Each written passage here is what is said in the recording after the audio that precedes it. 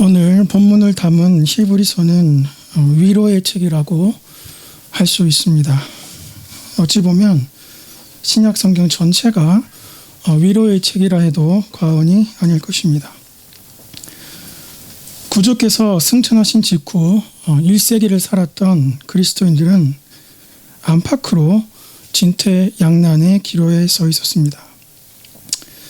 종교적인 면에서 안으로는 유대교와 밖으로는 황제 숭배 사상으로부터 핍박을 받았기 때문입니다. 신약 성경의 배경에서 기독교를 유대교와 구분하는 여러 기준 중 하나가 바로 이 황제 숭배 사상입니다. 유대인들이 예수님을 죽일 때 뭐라고 외쳤습니까? 요한복음 19장 15절 대제사장들이 대답하되 가이사 외에는 우리에게 왕이 없나이다 하니, 유대교의 정체성을 명확하게 들여주는 대목이 아닐 수 없습니다. 기독교와 유대교의 대립은 삼위일체 하나님 그리고 황제 숭배와의 대리전이다라고 할 수 있겠습니다. 정치적인 면에서는 로마의 식민 통치로부터 이스라엘이 압제당했기 때문입니다. 이것을 가장 극적으로 나타내 준 작품이 아마 영화 벤허가 아닐까 생각해 봅니다. 사상적으로는 헬라의 이방 철학에서 이스라엘 백성들은 직면해야 했습니다. 1세기 아시아의 사상계를 휩쓸었던 이 영지주의에 대해 경계할 것을 우리가 바울 서신과 요한 서신을 통해 몇 번 교훈받은 적이 있습니다. 어거스틴이 기독교로 회개하기 전까지 몸담고 있었던 이 이단이 마니교인데, 이 마니교가 이 영지주의의 끝판왕이라 할 수 있습니다. 약 300년간 아시아 전역에서 시대 정신으로 맹주 노릇을 했던 헬라의 영지주의, 어거스틴도 빠졌던 이 헬라의 영지주의를 정면으로 맞서야 했던 이들이 바로 1세기 그리스도인들이었던 것입니다. 네 번째, 그리스도인들은 문화적으로 라틴에서 밀려오는 세속화의 직면에 있었기 때문입니다. 예수님을 주제로 다루는 영화의 대부분에서 그 배경이 로마의 배경 반, 유대의 배경 반이라는 고증을 거친 플롯을 어렵지 않게 확인할 수 있습니다. 성경 저자들도 자신들의 고향 이스라엘의 지명과 인명을 유대식과 로마식으로 혼용해서 표현하고 있으면 말할 바도 아닐 것입니다.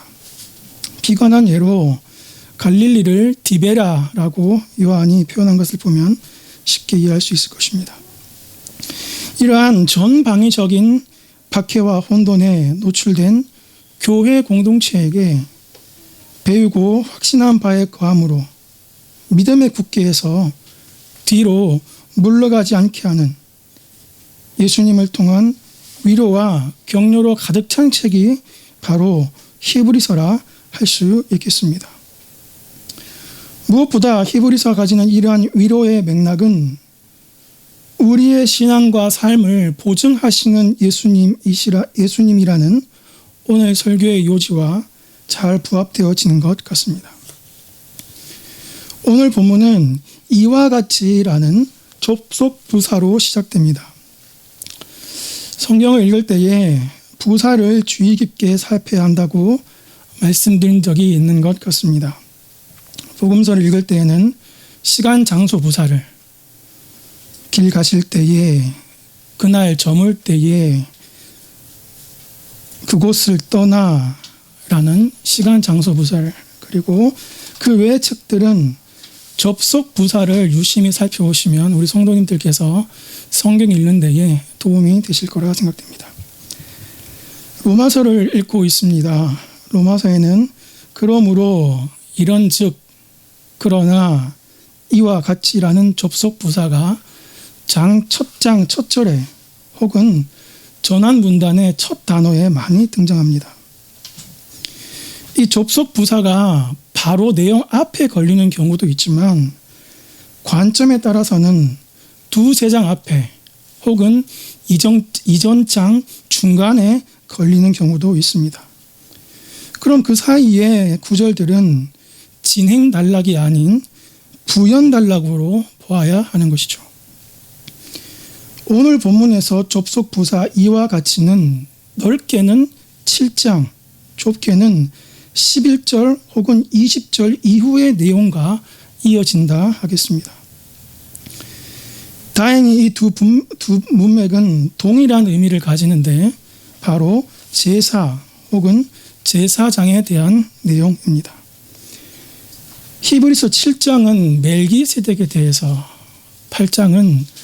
7장과 이어져서 대제사장 되시는 예수님에 대해 진술하고 있습니다.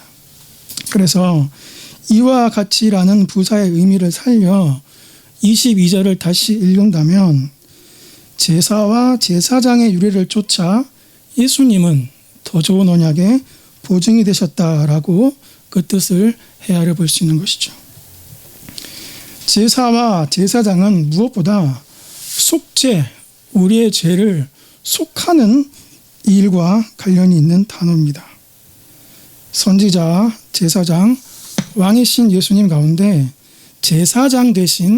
제사장이신 예수님과 관련된 단어들이죠. 그래서 예수님이 더 좋은 언약의 보증이 되셨다라는 의미는 1차적으로 우리 죄를 속하시는 일과 관련해서 생각해야 하는 것입니다. 이론의 여지가 없이 우리는 친히 제물이 되신 제사장 예수님이라는 교훈받은 바를 생각해 보아야 할 것입니다. 요한일서 4장 10절 사랑은 여기 있으니 우리가 하나님을 사랑하는 것이 아니요 하나님이 우리를 사랑하사 우리 죄를 속하기 위하여 속죄죠. 아까 말씀드린 죄를 속하기 위하여 화목제물로 그 아들을 보내셨습니다. 친히 제물이 되신 것입니다. 죄를 속하는 것은 필연적으로 의와 관련이 있음을 우리 성도님께서는 미리 아시고 계실 것입니다. 로마서 4장 25절 예수는 우리가 범죄한 것 때문에 내줌이 되고 또한 우리를 의롭다 하시기 위하여 살아나셨느니라.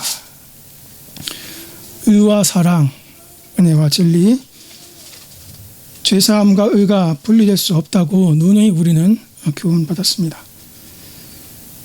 사실 이 같은 내용, 죄에서 벗어나 의의 자리에 서서 자녀가 된다는 이 모든 뜻을 포함하고 있는 내용을 우리는 사실 지난번 시간 언약의 중보자 되시는 예수님 시간에 이미 살펴보았습니다.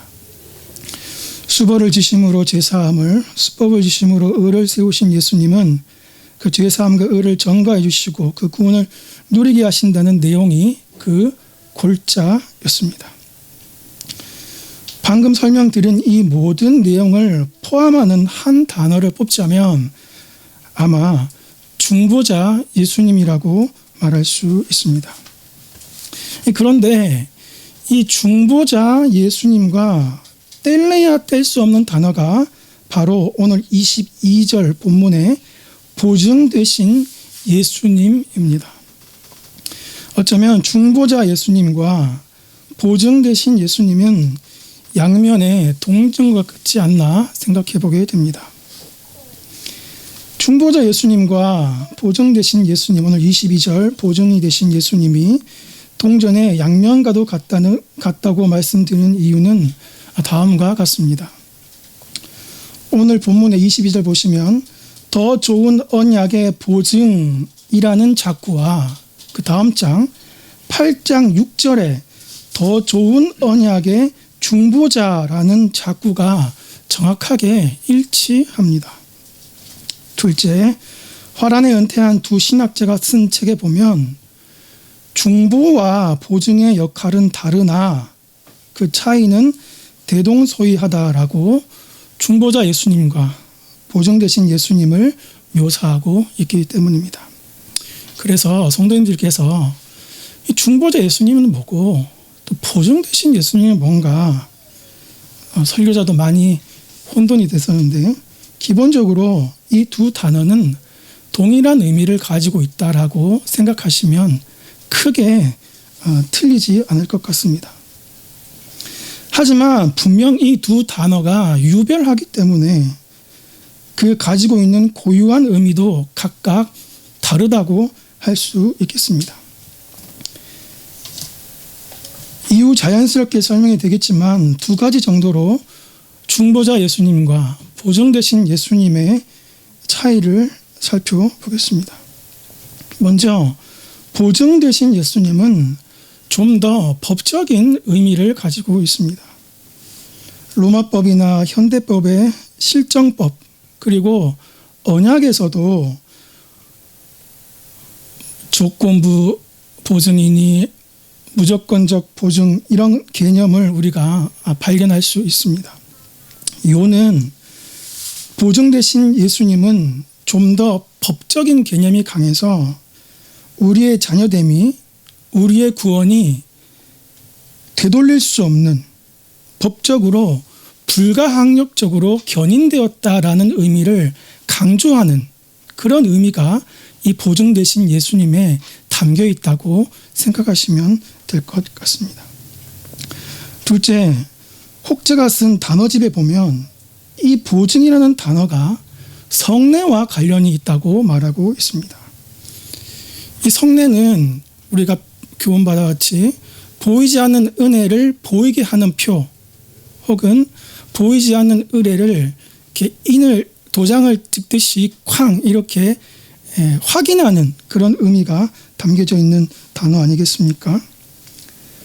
이 용례대로 보증 되신 예수님을 한번 다시 생각해 본다면 중보자 예수님께서 우리를 위해 행하신 그 모든 큰 일을 보증 되신 예수님께서 보증 되신 성령님께서 인을 쾅 박으셔서 우리의 생명과 우리의 생활의 구원이 변개치 않도록 하신다라는 뜻을 보증 되신 예수님의 뜻에 함의하고 있다고 할 수 있겠습니다.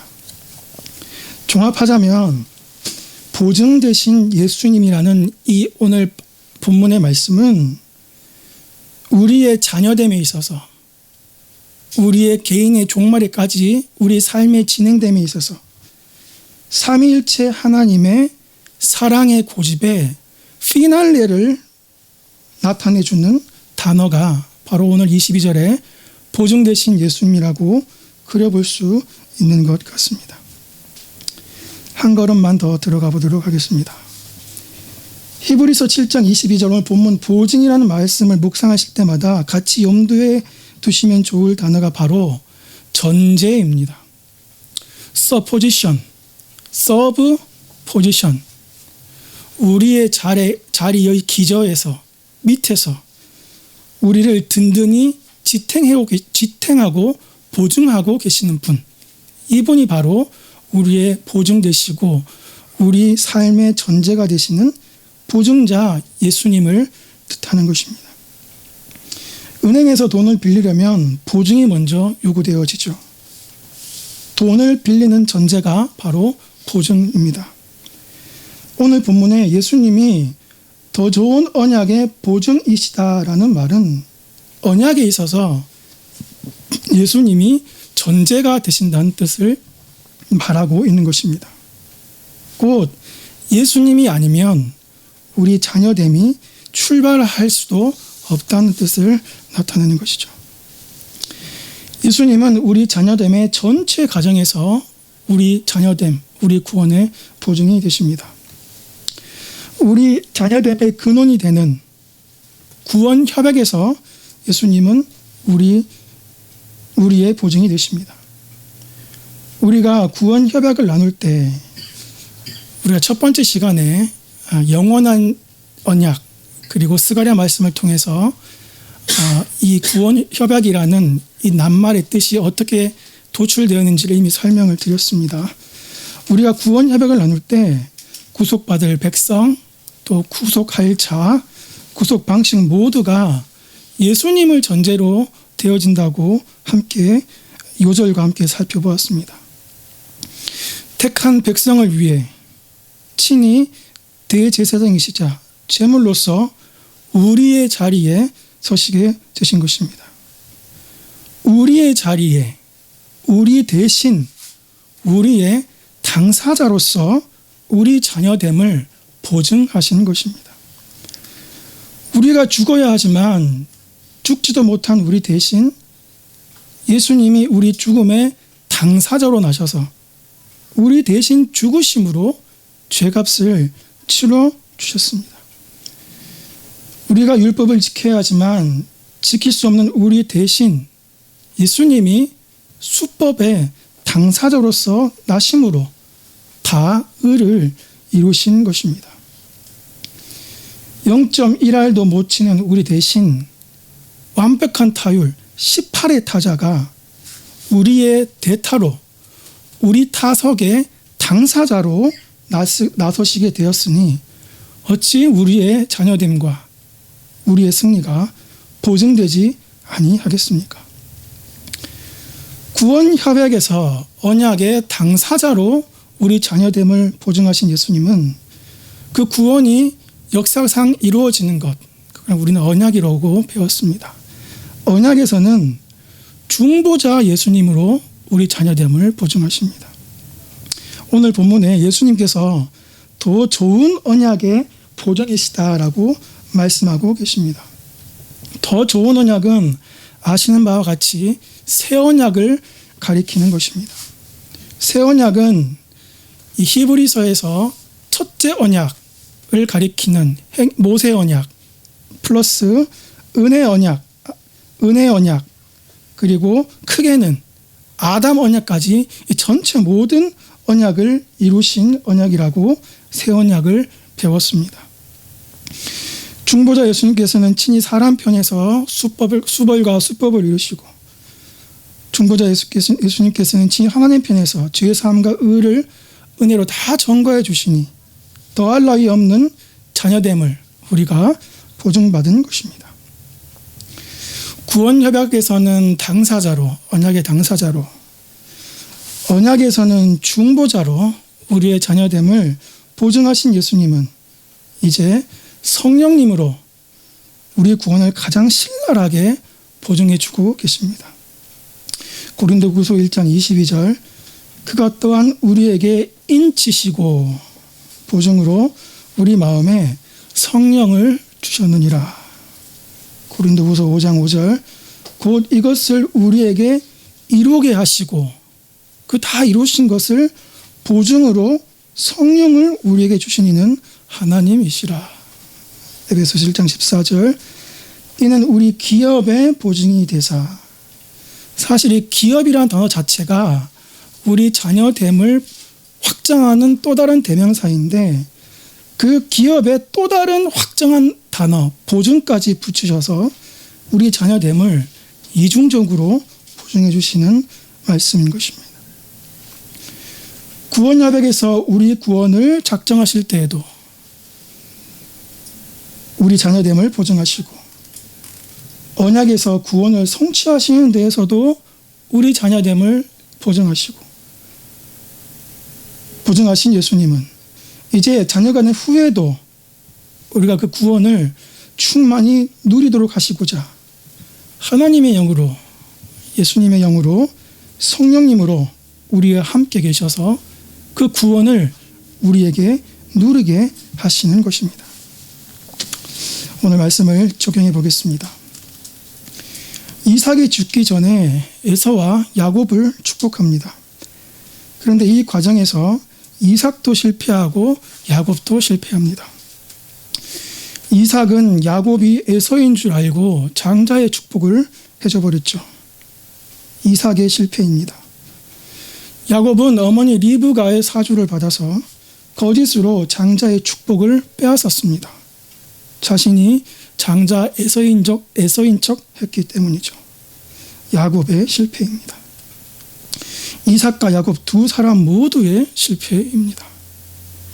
그런데 언약 아래서 이 두 사람의 실패는 어떻게 되었습니까? 누가복음 3장 23절 예수께서 가르치심을 시작하실 때에 30세쯤 되니라.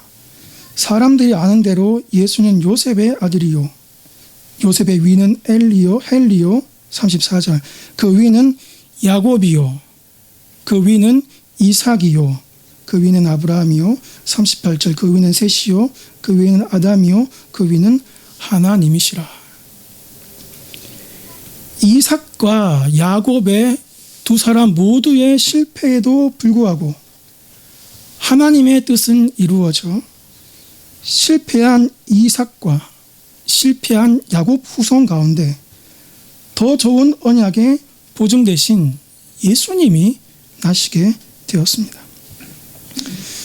첨언해서 말씀드리자면 장자권과 그 장자권이 뒤바뀌는 창세기의 몇몇 스토리들은 구약 전반, 특히 역사서를 어떻게 통시적으로 이끌어 나간지에 대한 중요한 팁이 되고 또 이것이 택자와 비택자의 이 교리에 어떻게 영향을 주는지 이 관점에서 우리 성도님들께서 구약을 읽으시면 아마 좋은 성경 읽기 팁이 아닌가 생각되어집니다.